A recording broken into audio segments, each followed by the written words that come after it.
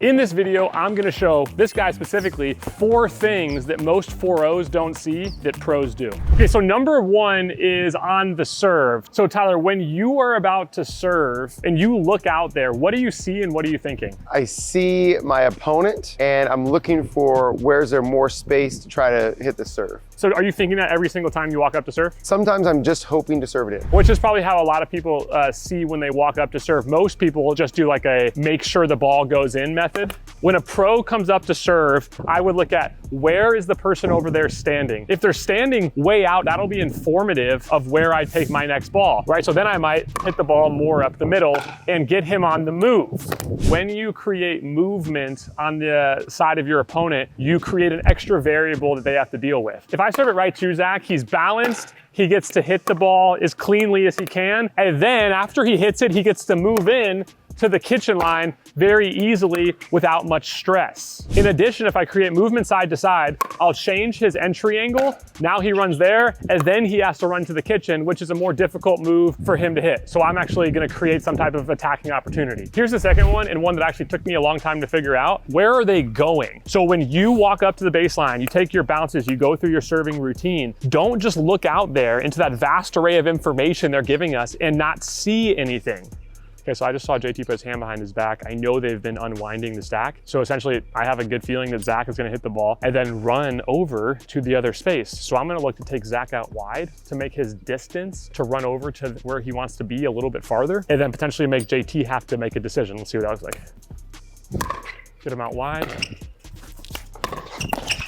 So even if Zach, if we show the replay right now, gets that ball back, I've still won because now I've gotten an easier 5th shot that, maybe he pops it up, but if he hits a good ball, then we're at the kitchen very easily. So you're not always gonna have the opportunity to win the point off of this. You're just trying to create moments of advantage that you can use. Okay, here's number 2, it's spin.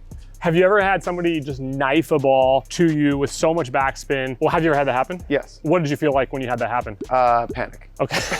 It's a common thing. You panic at every challenge. Yeah, no, I was like, oh, I probably can't drop this. Maybe I should drive it. And so, yeah, it changed my whole game plan. Why can't you drop it? I just feel like I don't have as much control over it with backspin, and it will go down into the net because I'm hitting it so soft. Okay, and is that typically what happens when you do try to drop? When I try to drop good backspin, I typically go into the net. Yeah. Okay, if Zach is gonna hit spin, how do you recognize that he's hitting you backspin? I usually looking at like the path of his swing. He tends to kind of like knife down as opposed to swing up. Okay, nice. Is that actually, do you see that early? I do see that. Oh, wow, okay. I was hoping you would say you don't. I just don't know what to do when I recognize it.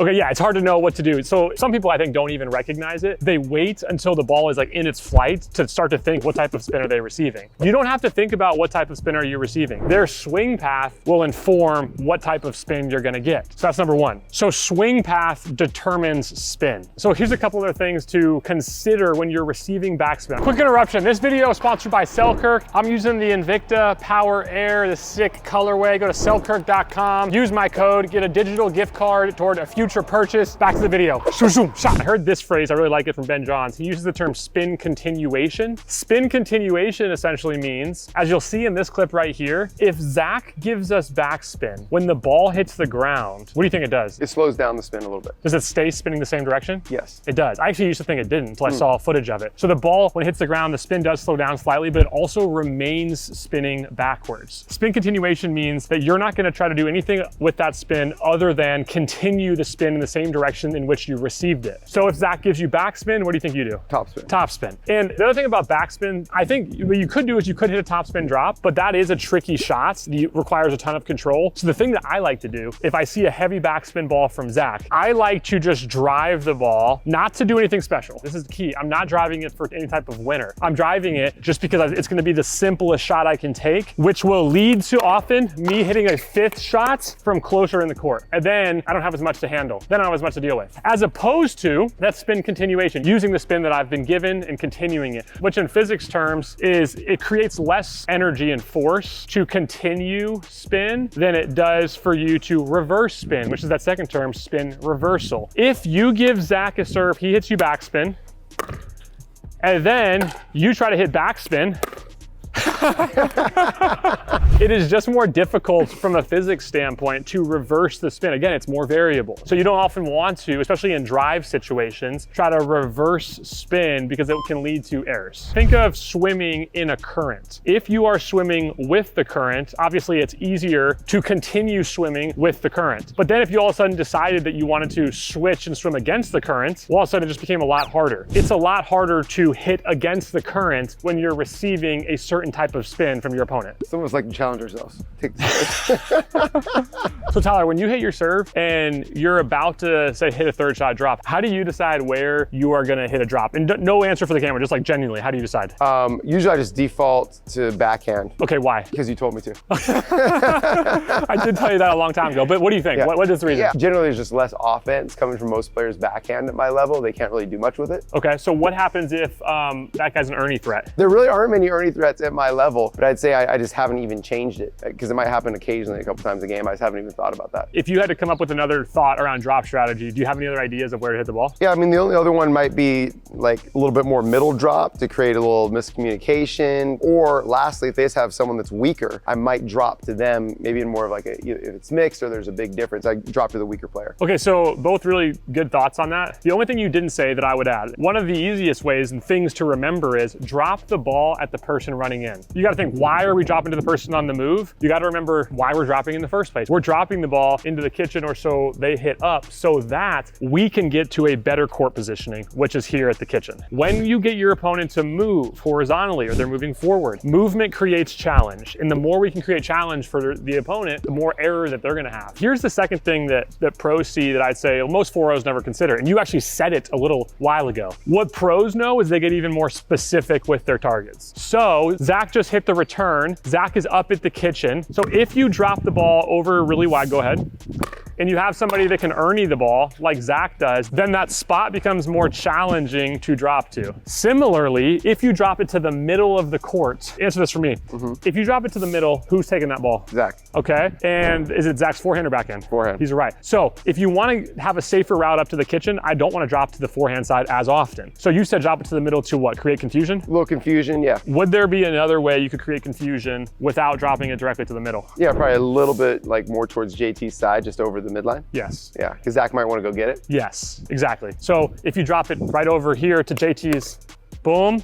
Now, oh nice, exactly, right? Yeah. So you can still create some confusion by going into this area right here. That's one, but two, let's say that Zach doesn't take that. Now JT is leaning in. He's either leaning in or taking the ball off of his backhand side. Now we've put JT in a position where he doesn't have as much offense with his backhand as he does with his forehand. So we're creating a better opportunity to drop it to that spot and get some type of soft reply so we can make our way back to the kitchen. And now we're at the location that we want to be at, the kitchen, where we're going to have our most optimal opportunity to create advantages. Here's the final one. You did say drop over to the backhand side. I agree. However, if, like I just mentioned, I would flip me and Zach, you drop over here, this is earnable, right? But if you drop to the backhand side, however, aim more for the center of my body or for my left foot. If I go for a forehand, go ahead and hit it.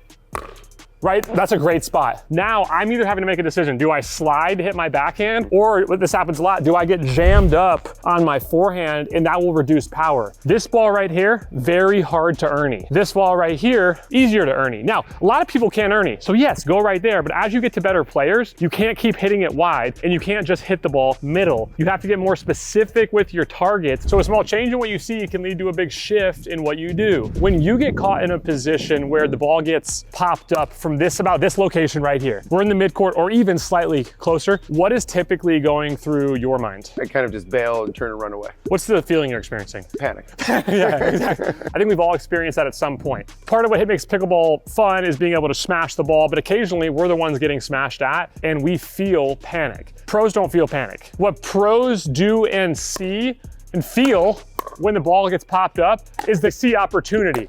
So right now, I'm not afraid of Zach attacking me. I can do this all day. I don't want to. What I'm looking for is an opportunity to move back up to the kitchen.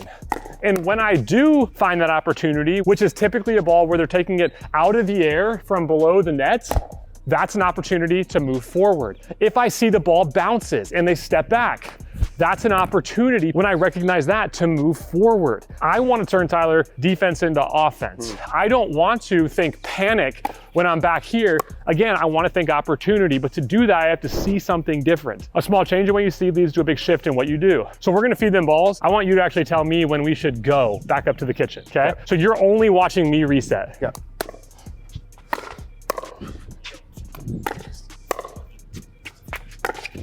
Go. What did you see there? I felt like I saw Zach move his feet to step back early on that one. So he told me he wasn't going to attack. I saw the same thing. Yeah. So you have to start seeing that, because what we don't want to do is always go from defense to neutral. So if Zach attacks me and I reset it and I come back up, yes, now we're back to neutral, 50-50. That is useful and you do want to do that, but even more so than just going from resets to neutral, I want to go from defense to offense, resets to attacks. And how do I realize that? I have to recognize where they're either stepping back or taking a ball from below the net. Let's see from my perspective if I can tell us when to attack, okay? And when I say attack, I mean like we hit a ball that's good and we move to the kitchen line sooner and faster and more eager to actually put a ball away. Still high? Yep. Stay. Attack. Okay, good, go again, that's perfect. Feed, attack.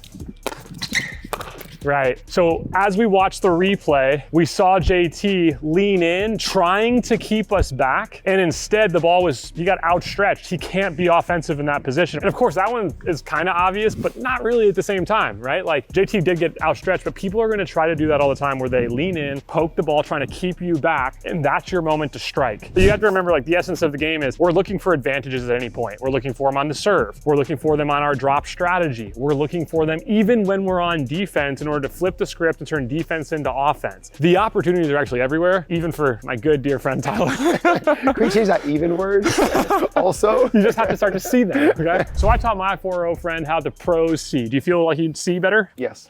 How many fingers? 4-0. A small change in what you see can lead to a big shift in what you do. If you want more content just like this, click here.